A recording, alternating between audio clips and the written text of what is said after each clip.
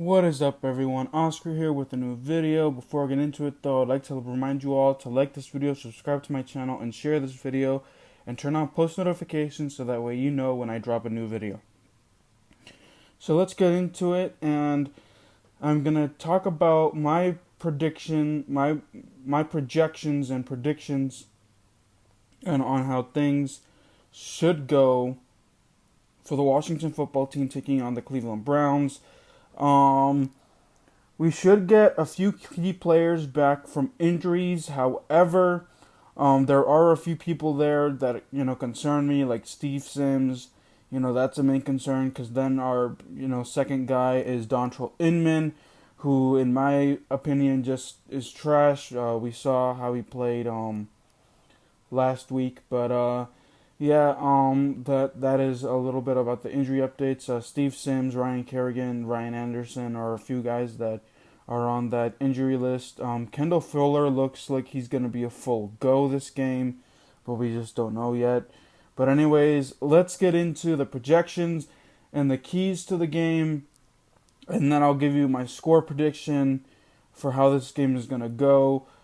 Alrighty then. So first things first, we need to stop the run this week. And this wasn't a major problem the last few weeks. We did face Kenyan Drake and Kyler Murray, who Kyler Murray is a mobile quarterback, but we're going to be facing Baker Mayfield, who's more of a thrower. But my main concern is Nick Chubb and Kareem Hunt, one of the two best backs in the league. Nick Chubb, I believe, was close to winning the rushing title last year. So, we need to contain those guys. And our front seven should handle that where, our front seven really isn't the issue. My next key on defense would be containing Jarvis Landry, technically that whole entire wide receiving core, because they got Jarvis Landry, they got Odell Beckham Jr., they got Austin Hooper. Man, that core is loaded. So we need our corners. They didn't step up last week with DeAndre Hopkins, Andy Isabella, and all those, but we need for them to step up. Troy Apke, you have shown in training camp that you can, stop the pass. You can not allow many passes. You haven't shown it so far yet. So you need to step up. Ronald Darby, you need to do the same. Just that secondary. We just need to stop the pass. Because Odell Beckham Jr. and Jarvis Landry, those are the guys that can go downfield very fast. The next thing you know, we're already in the red zone, and we don't need that. We need to stop the pass game and the run game. And this leads into my next point. Offensively, we need to score early. We need to limit the turnovers. I understand that the fumble kind of was Dwayne Haskins' fault, but not really. Just missed assignments on the blocks from our offensive line. Our offensive line is horrible. I get that. Brandon Scherff is out. But, we need to have players step up and show that they can actually, help Dwayne Haskins. Not give up any sacks, not give up any turnovers, fumbles, interceptions, which Dwayne Haskins does not have an interception to this point yet. So, that's the biggest thing on offense. We cannot have Dwayne Haskins turn the ball over, because if Dwayne Haskins turns the ball over, the Browns are already in the red zone, and we don't need them to be having scoring opportunities, because we're already down like 17-0 or 20-0 like we were the last few weeks. And that leads it to my next point. Score early. If you score early enough, we will have all the momentum. You can't having Dwayne Haskins or this offense being able to wake up in the second half when we're already down 3 scores. We just can't have that. We need to pretend that are we are already in the fourth quarter. We need to have that mentality that we're in the fourth quarter on a scoring drive every single time. You know, that's another key. Second key, just win the turnover battle. In the Eagles game, we won the turnover battle, I believe, three. It was, I think, 2-0 or something like that, because I think that the Eagles did recover their own fumbles here and there. But we lost the turnover battles against Arizona.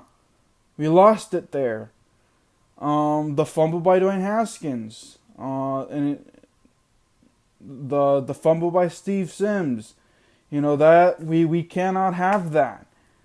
You know, because that gave good possession, you know, good field position to the Arizona Cardinals. So we cannot have that.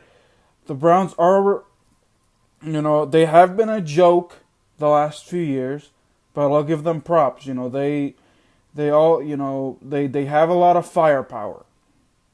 So I honestly, you know, when I gave my schedule predictions, I did say that we were going to start 2-0, and you know, we were going to get humbled by the Browns, and we are 1-1. It is what it is. But I still think that we're going to lose this game. I think we're going to start the season 1-2, maybe 1-3, depending on the Ravens next week. To be honest, I'll, you know, that's a separate video in itself.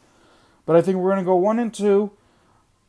If we contain the run game, because it is better, and our front seven is one of the top, I think that Baker Mayfield is going to have to throw the football. And I think that even though, you know, our secondary is horrible with Troy Apke, Ronald Darby, and all those, I think we can come away with maybe 1 or 2 interceptions.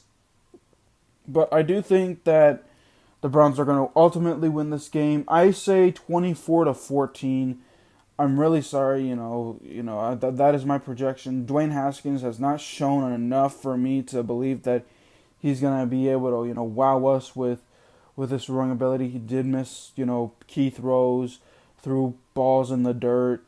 So I think that week 3 is still, you know, him being, you know, a little rusty or whatever you like to call it. So I do say 24-14. Antonio Gibson, you know, our run game needs to get going as well. So I feel like Antonio Gibson, Peyton Barber, or J.D. McKissick will have a rushing touchdown. Dwayne Haskins will throw another touchdown to Terry McLaurin.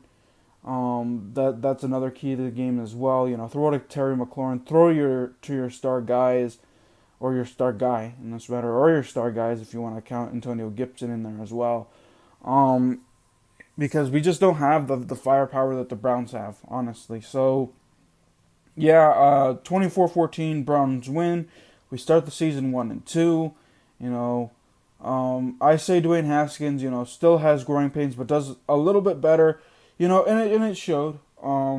He had 178 yards passing in week 1. He had 223 yards passing in week 2.